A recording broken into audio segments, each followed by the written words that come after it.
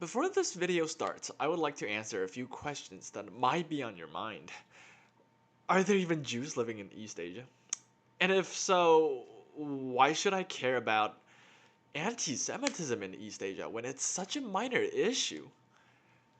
Well, this video would answer all these questions, but before I do that, I believe a little personal immersion into the situation is necessary for you to understand what I am talking about and why I am making this video.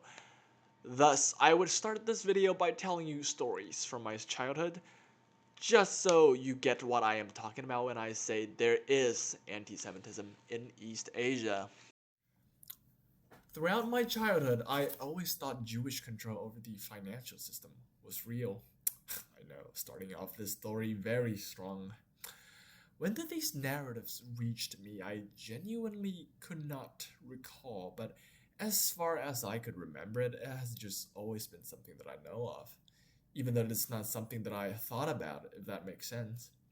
Growing up in an ordinary town in Taiwan, famous only for its soy milk and Chinese triads, I always remembered adults around me talking about Jewish people and their financial wisdom and their control over the global economic system and the whatnot.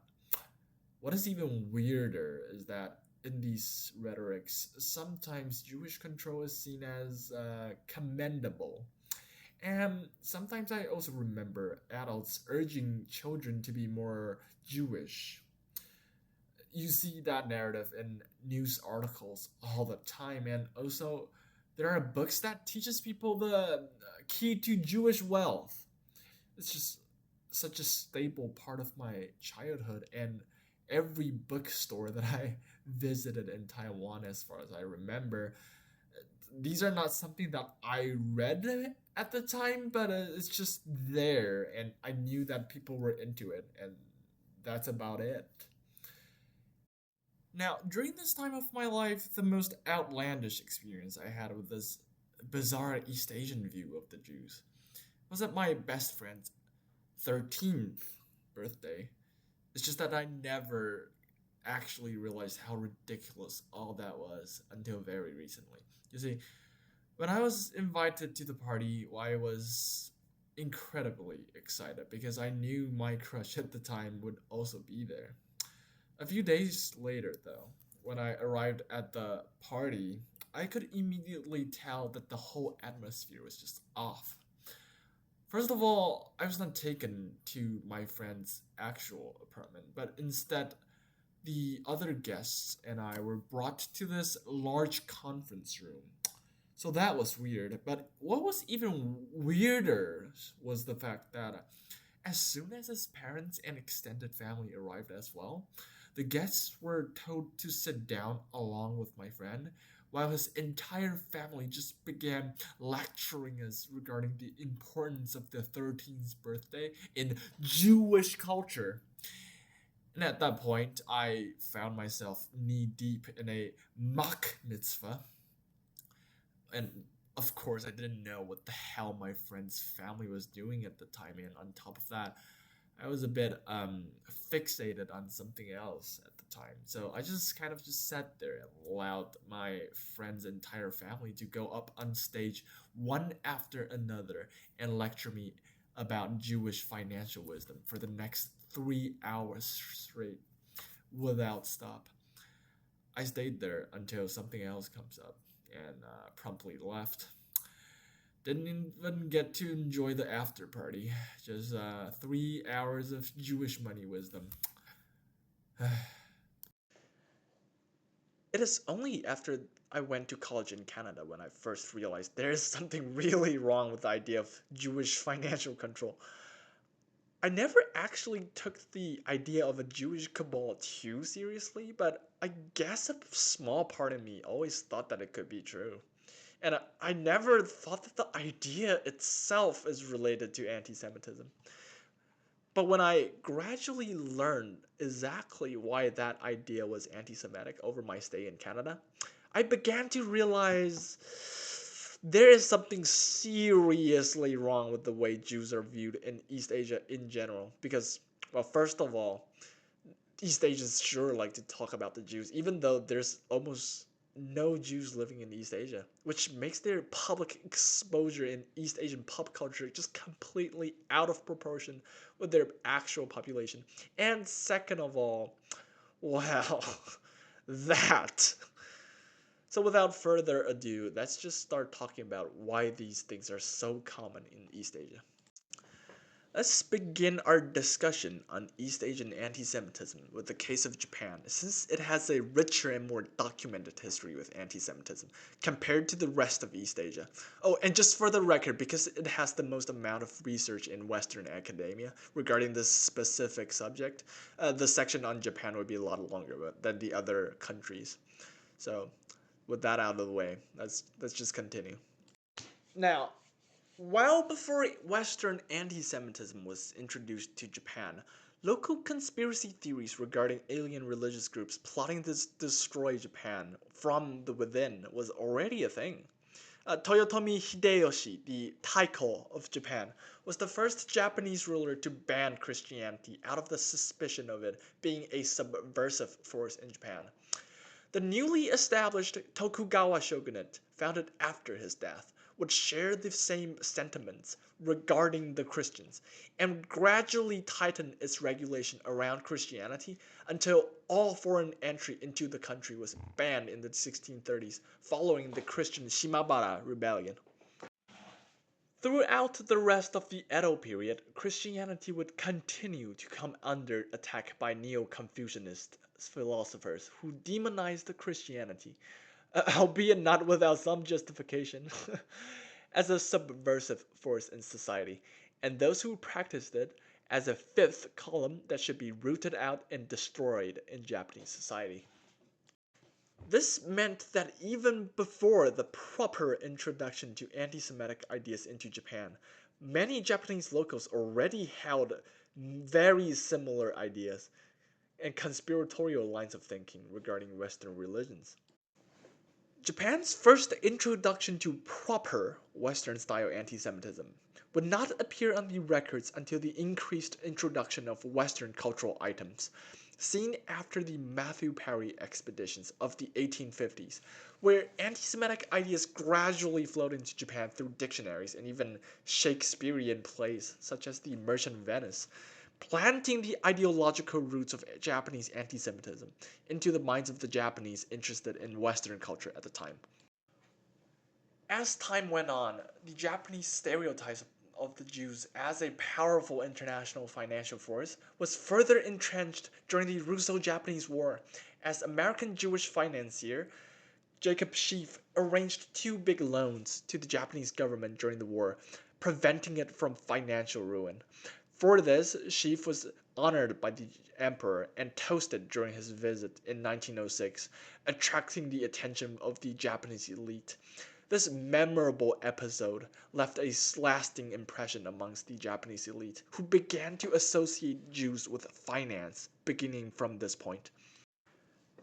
This impression of the Jews was then completely cemented into the Japanese intellectual circle during the Siberian intervention phase of the Russian Civil War, when a detachment of Japanese soldiers were sent over in the White Army's aid, which is when they first came into contact with the infamous anti Semitic text, the Protocols of the Elders of Zion, which contained ideas that seemingly affirmed the pre existing Japanese impressions of the Jews created by the aforementioned cultural forces, while adding on to those notions with the idea that there could be a Jewish cabal pulling the strings behind global politics.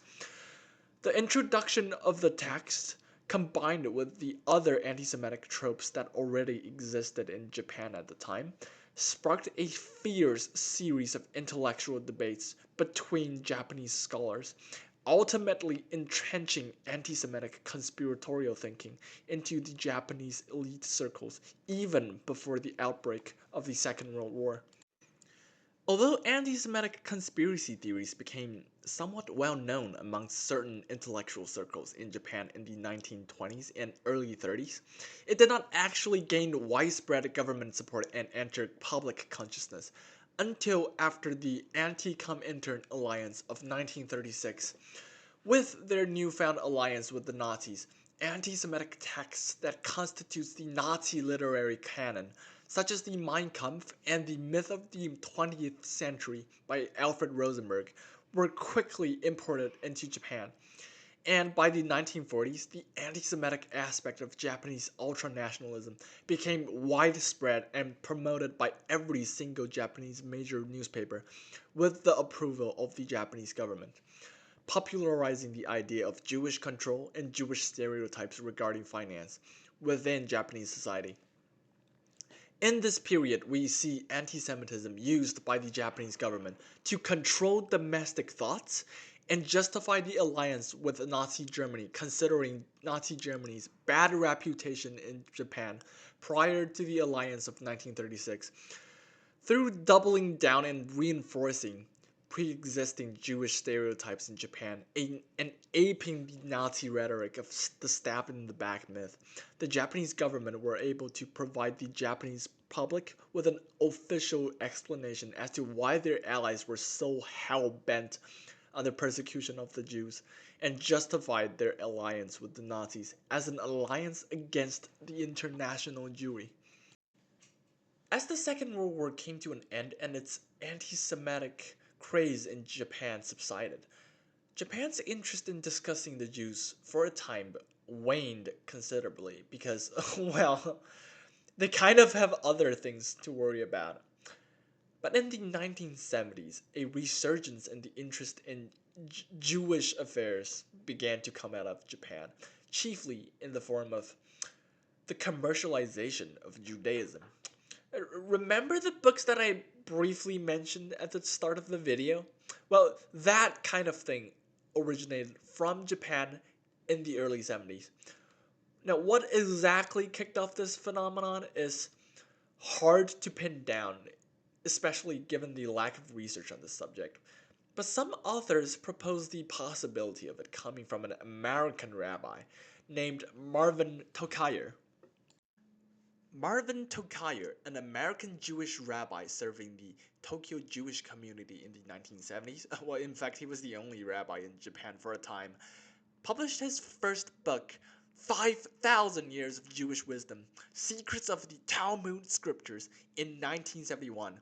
The book became an instant hit in Japan, selling more than 500,000 copies in Japan alone, and to this date went through 70 printings.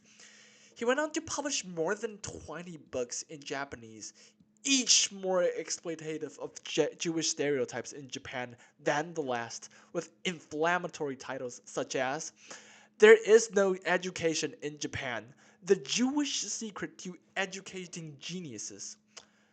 A possible explanation as to why these books were published like that was that Tokayer was collaborating with Japanese translators and ghostwriters at the time, since he could not speak nor read Japanese himself.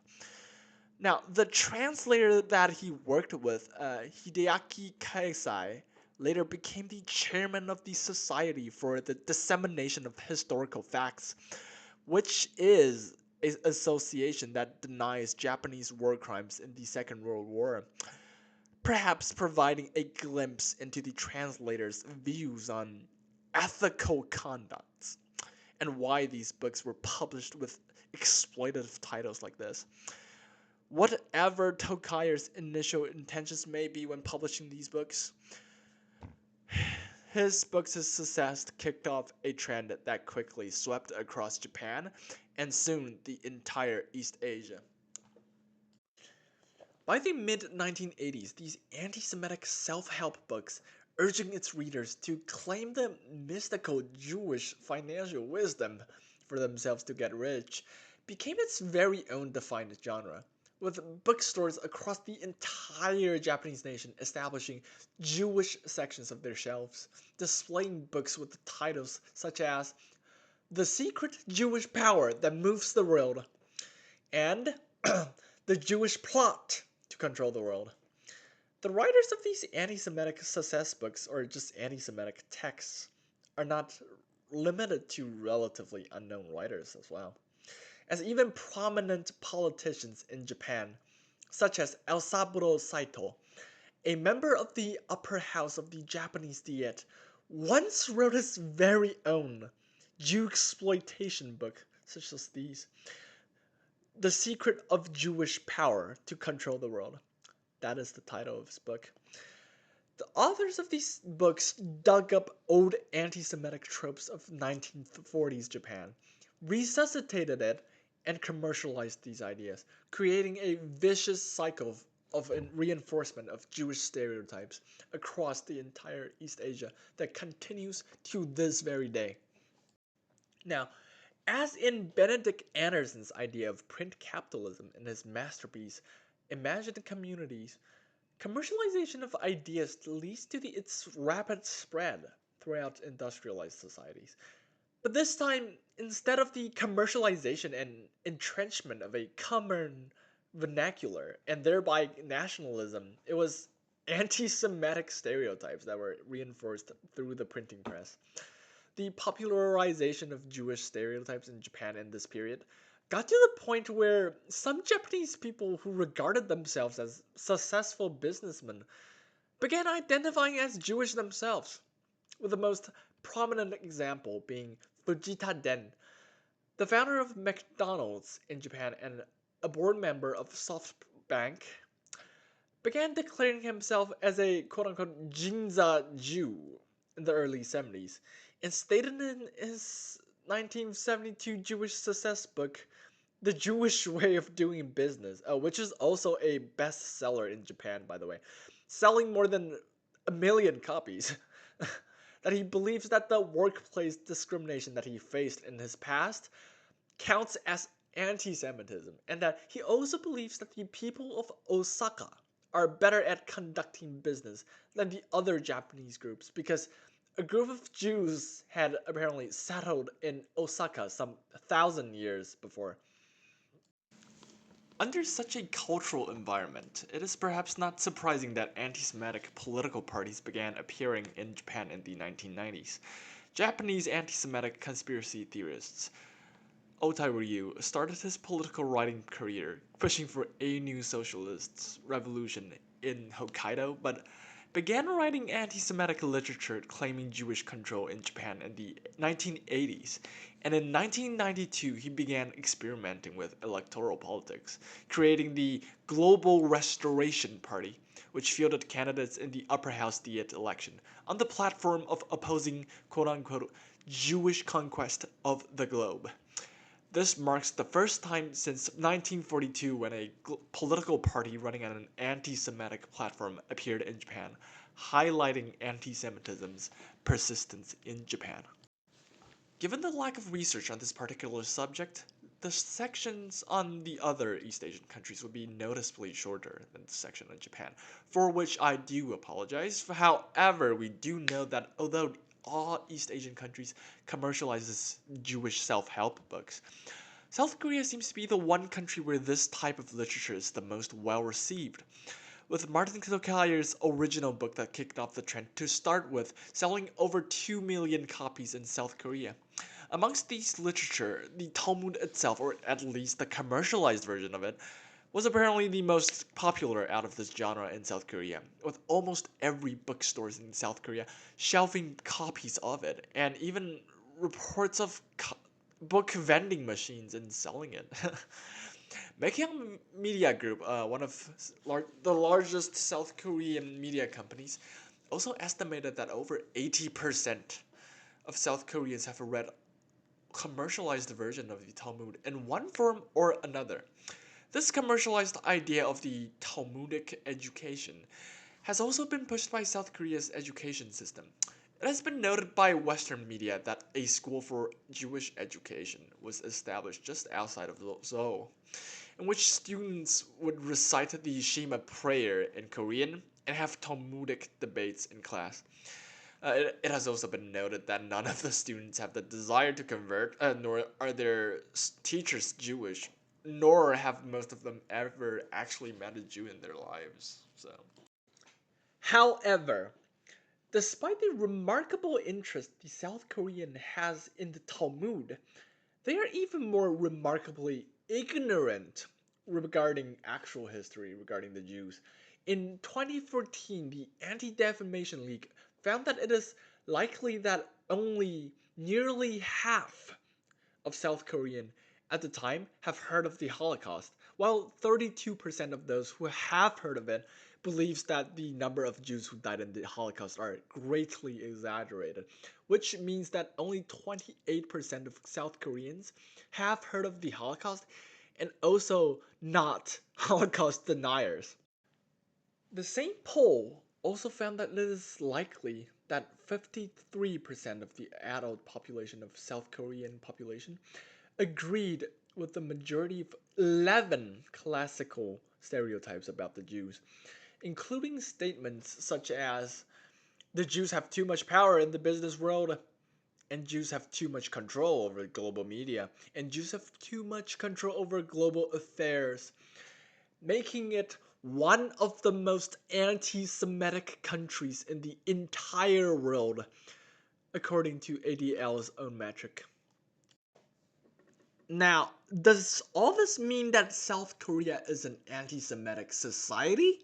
At this stage, it is genuinely hard to tell, which some scholars denying the validity of the ADL survey, citing the blurry lines between anti Semitism and philo Semitism in South Korea expressed in these Jewish success books as evidence, while others supported the view of an anti Semitic South Korea, citing the problem of an rampant racism in general in Korea and examples of blatant anti Semitic themes used in mass media as evidence for their claim. Now, as an East Asian myself, I would have to say the East Asia that I am more familiar with more closely resembles the latter. But hey, that is just my own 2 cents on this. What you want to believe is up to you. But whatever the case, the ADL findings suggest that commercialized anti Semitism, or the other, whatever you want to call this, really, indeed altered the South Korean views regarding the Jews, which speaks volume about their cultural influence in East Asian culture. Another aspect of anti-Semitism in South Korea that is worthy to mention as it has garnered international attention in the past is the trivialization of Nazism. It has been noted by international media that since the early 2000s, incidents involving the use of Nazi or Nazi-like imageries has been a thing in South Korea, with prominent examples including the Third Reich Bar in Seoul, Adolf Hitler Techno Bar and Cocktail Show in Busan, and the Gestapo Pool Hole in Daegu. In the 2010s, the K-pop industry also sparked international outcry when the public use of Nazi imageries were detected by international media, including the performance in Nazi-like costumes by the girl group Pritz in 2010, the BTS member RM wearing hats bearing the SS Death Head symbol in 2018, and so on from the girl group G-Friend, posted of herself posing with a mannequin in Nazi clothing in 2021. These episodes, although also reported in other Asian countries such as India and Indonesia, suggested that trivialization of Nazism and other anti Semitic ideas in daily life could be a common thing in South Korea, thus creating a cultural environment where anti Semitic adjacent thoughts would not be confronted. Next, we turn our attention to Taiwan, where aforementioned works commercializing anti-Semitic tropes also exists, as I have already mentioned right at the top of the video. But what truly makes Taiwanese anti-Semitism stand out is the country's frequent and often horrific trivialization of Nazism and even of the Holocaust. South Korea may have made the global news with their boy bands wearing SS clothing, but this type of stuff is taken to a completely new extreme in Taiwan, as locals put out just the most ghoulishly dehumanizing stuffs out possible, as in a race to the very bottom, sparking international outcry and confusion time and again. It would take forever to go through them all, so I would just talk about the two most extreme examples that sticks out. In the early 2000s, a Holocaust-themed restaurant was opened in Taipei, which features a mural depicting Auschwitz victims next to the dining area, and a restroom with a sign that says gas chambers written on it. Another incident which occurred in the Hsinchu Gao Another incident which occurred in the Hsinchu Guangfu High School in Hsinchu City. On December 23rd, 2016, the students of the school were asked to participate in a annual school parade. The students were given the task of putting on a parade related to a historical figure, for which they chose Adolf Hitler. And what ensued could only be described as a mock Nazi rally participated by high school students. In light of these events, Western scholars have tried to make sense of these events, and some would try to argue that Taiwan is free of anti-Semitism despite incidents like this occurring, citing cultural ignorance as the reason behind them. But combining these incidents and the fact that anti-Semitic success books are also very common in Taiwan, and my personal experience with these ideas growing up in Taiwan, I would really have to beg to differ. And I personally really do think that Taiwan struggles with anti Semitism, even if most of the Taiwanese population might not think so. With Taiwan out of the way, we discuss the last country on our list, China. China is the only country in East Asia that has a native Jewish community, with them being around China since at least the 10th century. Nowadays, Jewish presence in China are centered around the medieval Persian Indian orienting Kaifeng community, Russian orienting community in Harbin, and finally the Shanghai Jewish community that existed from at least the 19th century and grew steadily during the Second World War. But despite the Jews in China being around for centuries, they generally went unnoticed throughout the imperial ages, commonly lumped together with other local Muslim groups by the other locals. And nowadays, the popular Chinese views regarding the Jews are largely molded by the stereotypes pushed forward by the same exploitative industry active in East Asia that has been around China since the 90s.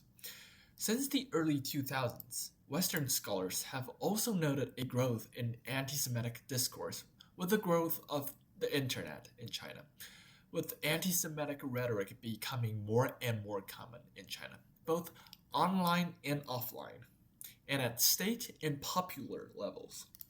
The most popular example of explicitly anti Semitic text in China is the Currency Wars series by Song Hongbing, with the first installment being estimated to have sold around 600,000 copies in China in 3 years since its original publication in 2007. Claiming Rothschild control of the global financial system since the Napoleonic Wars, Song Hongbing urged the reintroduction of the golden standard in China to defend itself from Jewish international financiers, while tying popular local conspiracy theories to his rhetoric. The book was in its 25th printing by 2009, and the entire series allegedly sold over 10 million copies worldwide, garnering it and the anti Semitic ideas it promotes immense attention inside and outside China. Additionally, intellectual anti Semitism also seems to be a legitimate problem in China, as professors and other self proclaimed intellectual media workers in China consistently pushes out anti Semitic intellectual pieces, such as the example of Zhang Wenmu at Beijing University, who wrote works with the conclusion that it was the Jews who had put Hitler in power, controls US foreign policy, and responsible for the Russian Ukraine conflict in order to somehow turn Ukraine into a Jewish colony. Similarly, other intellectuals linked to the Chinese ultranationalist New Left movement have also been consistently putting out anti Semitic content through quasi think tanks such as Kunluns.com, Utopia, and Red Song Society. Now, the truth is, the articles that I have read for this video tends to single out individual examples. But the truth is, as soon as you type in something sensitive, like Jewish capital in Mandarin nowadays on any browser, your entire screen would instantly be swamped with anti-Semitic content coming from these people. Especially hateful ones that has garnered international attention was the 8,000 word piece written by Lu Kewen. Lu Kewen, the owner and founder of his own online news channel, which has reportedly reached 15 million subscribers and was appointed as the spokesperson of the Chinese automobile giant BYD in 2021, earning him immense cultural influence in China. The piece, published in 2021, simply entitled "What Should We Make of the Jews?" acknowledges the cultural influence of these Jewish success bugs in China and made it clear that this piece would be a rebuttal against these bugs and the philo-Semitic sentiments that they create amongst the Chinese populace.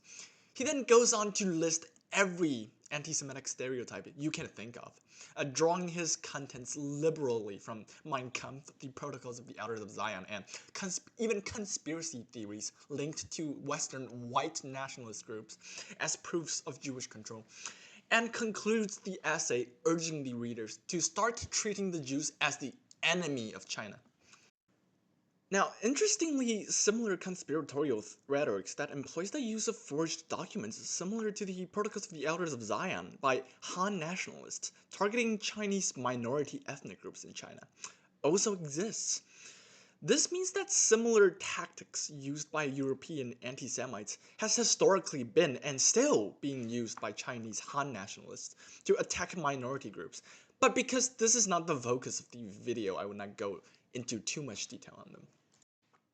Now, this is probably the point where you ask me, Andrew, all of this is quite interesting, but aside from a few no-name authors commercializing anti-Semitism and that one political party in Japan once, all of this seems rather inconsequential in modern East Asian society. I mean, it's not like actual political support for anti-Semitism is on the rise, right? Right? The NHK, the National Broadcasting System of Japan. Now, if you are Japanese, then the mere mention of that name should probably send chills down your spine. The NHK has been widely hated in Japan for quite a long time due to their aggressive sales tactics. Everyone who lives in Japan and owns a TV must pay the NHK's fees. Doesn't matter if you don't watch their channel, doesn't matter if you just use your TV for Netflix, you have to pay. And if you don't, NHK will send debt collectors to your house until you do. Everyone who's lived in Japan has dealt with these guys. A lot of them are nice and will back off when you say you don't own a TV. Or if you intimidate them with your Yakuza tattoos. But most of them are persistent.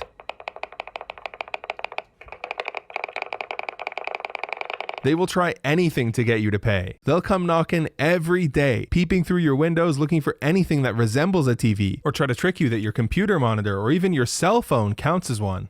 In the worst cases, they've been known to trespass or even get physical with people who won't pay. But eventually, one brave man stood up to the NHK and said, "Enough." His name? Tachibana Takashi, the man who hates NHK more than anyone. As such, a populist party in Japan has been founded in 2013 by former NHK employee Takashi Tachibana, simply entitled the NHK Party. Since its founding, the NHK Party has garnered some tractions amongst quote-unquote non-mainstream right-wing and the politically insane who confuses politics for entertainment. And this is a quote from his friend, by the way. Eventually becoming a national party when Tachibana himself was elected to the House of Councilors in 2019. Despite this, the party was rarely covered in Japanese media, and Tachibana himself also admitted that the party was not actually taken seriously by the dominant political parties in the Diet. As such, in the summer of 2021, Tachibana announced his decision to form alliances with lesser-known political groups that did not meet the requirement to be a political party in Japan. Now, one of the groups absorbed by the NHK Party, the Tsubana Party, was headed by this peculiar man, Kurukawa Atsuhiko, whose entire political platform was, But that's not all. This was his new right-hand man. 유다 마네요 불꽃! ユダヤマネーと戦うってそういうことでしょ。 And just like that, the populist NHK party, starting from 2022, developed an extreme anti-Semitic aspect after Kurukawa was named the Secretary General of the NHK party. Even before Kurukawa's ascension to the NHK party, he had been pushing out anti-Semitic rhetorics on his personal YouTube channel, opening each of his videos with the statement, "Destroy Jewish money," as seen in the video prior. During his 2019 campaign for the House of Councilors, he also claimed a group of Jewish financiers have controlled the Federal Reserve Board. After his entry into the NHK party, he maintained his anti-Semitic views, and in 2022, he suggested in public that the assassination of Abe Shinzo had something to do with the Mossad, the CIA, and quote-unquote the Jewish money backing them. Moreover, he also suggested that the Unification Church, which was tangentially related to the assassination, was a Jewish religion sponsored by the Rockefellers, because he probably thought that the Rockefellers were Jewish, which they were not.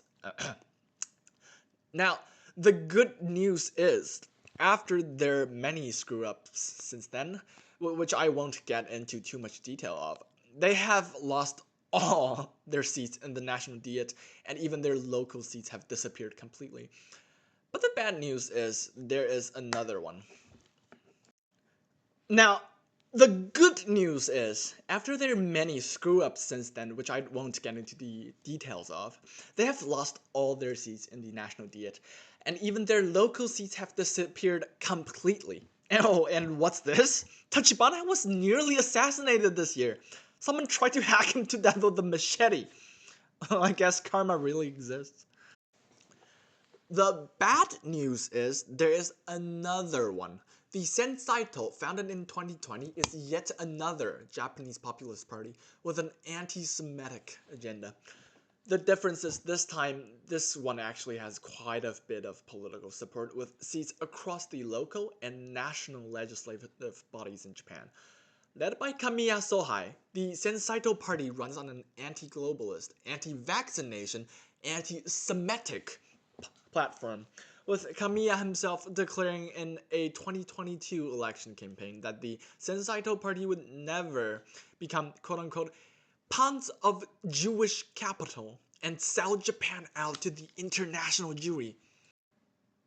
It is in the same month when that occurred when the party also published anti-Semitic pamphlets claiming that Western Jewish forces has been besieging Japan for the past few hundreds of years. This blatant dissemination of anti-Semitism has inspired public outcry inside and outside Japan, which led to Kamiya revising his position, and now he claims that the international Jewry is actually just a few selected Jews, and not the Jewish people themselves.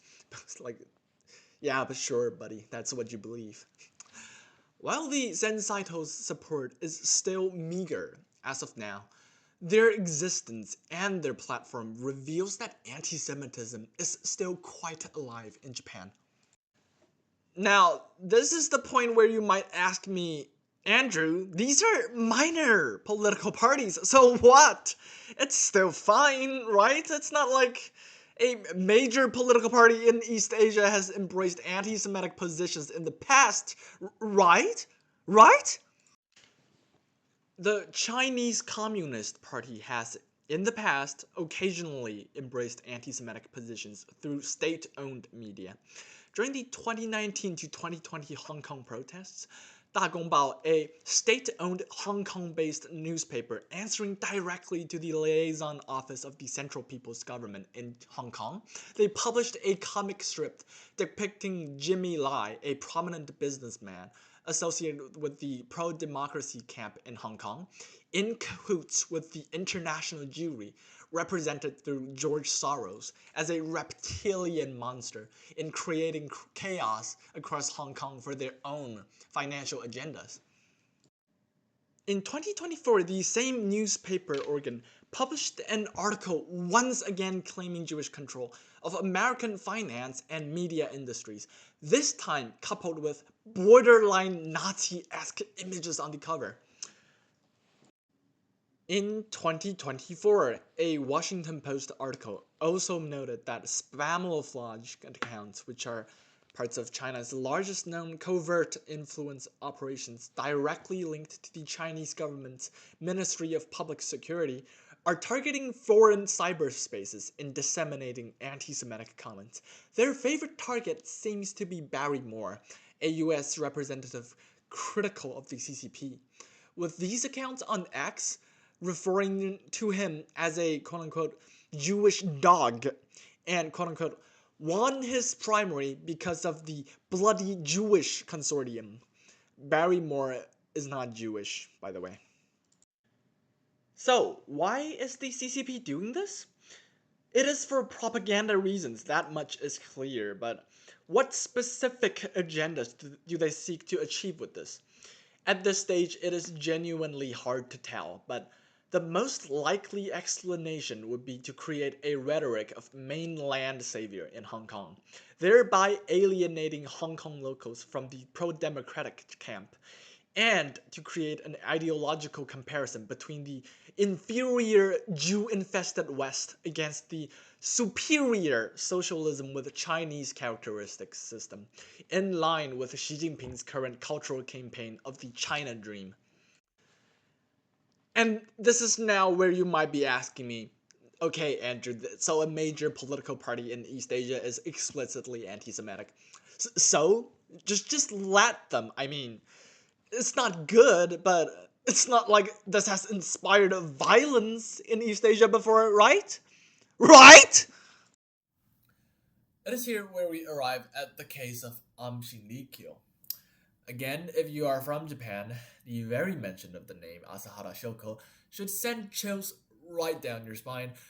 The leader of his very own doomsday cult, Shinrikyo. This new religious movement steadily grew throughout the 1980s, and in 1990, Asahara tried experimenting with electoral politics, but was disastrously defeated in the February election, getting all but 1,783 votes.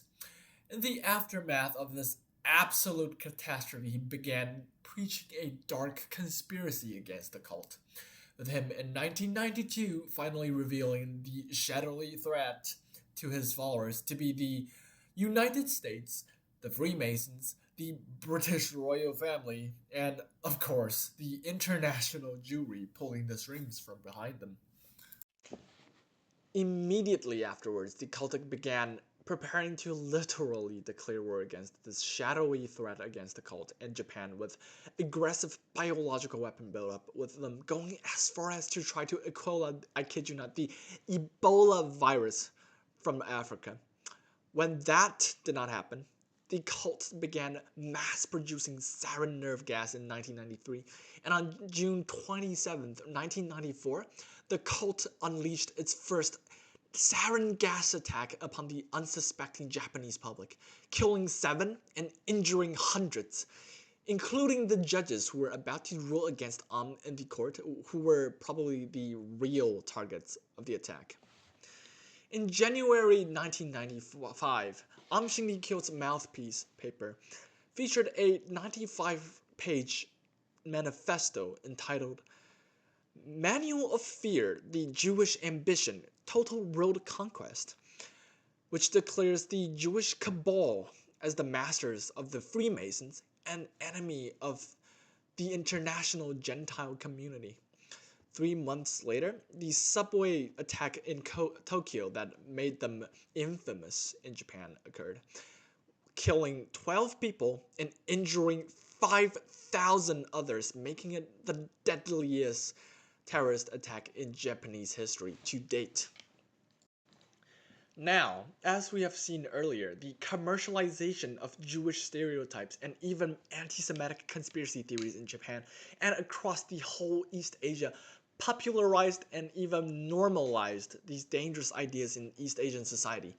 Thus, some scholars argue that This violent incident where anti-Semitic ideas played a key role in its ideological motivation can only be seen as a natural product in a cultural environment friendly towards anti-Semitic ideas and an extreme expression of the ideas already somewhat popular in Japanese society, to which I, as a born and raised East Asian, completely agree.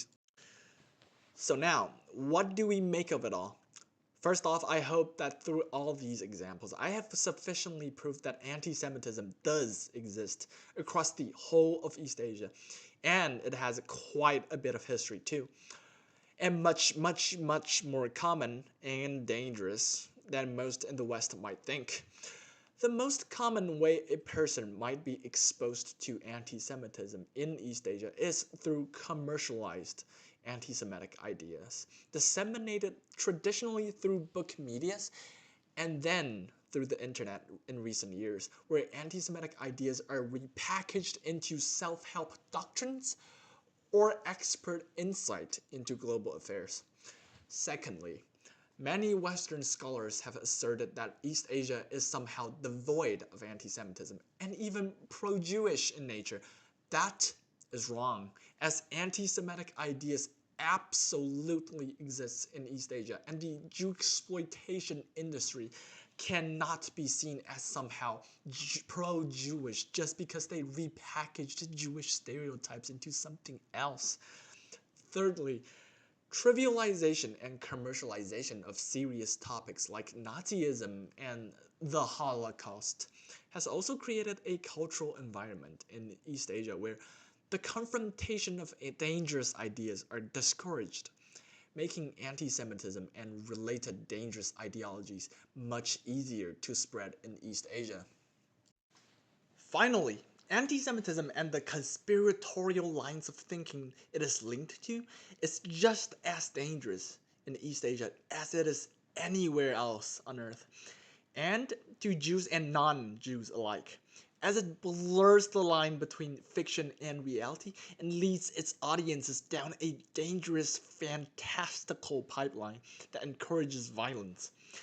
At the stage where exploitative commercialization of Jewish stereotypes has already seeped into every corner of East Asian society, any solution to this hidden problem in mainstream East Asian culture must involve greater quality and quantity of historical education regarding the Holocaust and Jewish culture.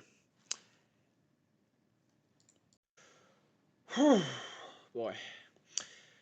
And this is the end of the video. I'll see you again with some other topic to talk about, hopefully soon. But for now, bye bye.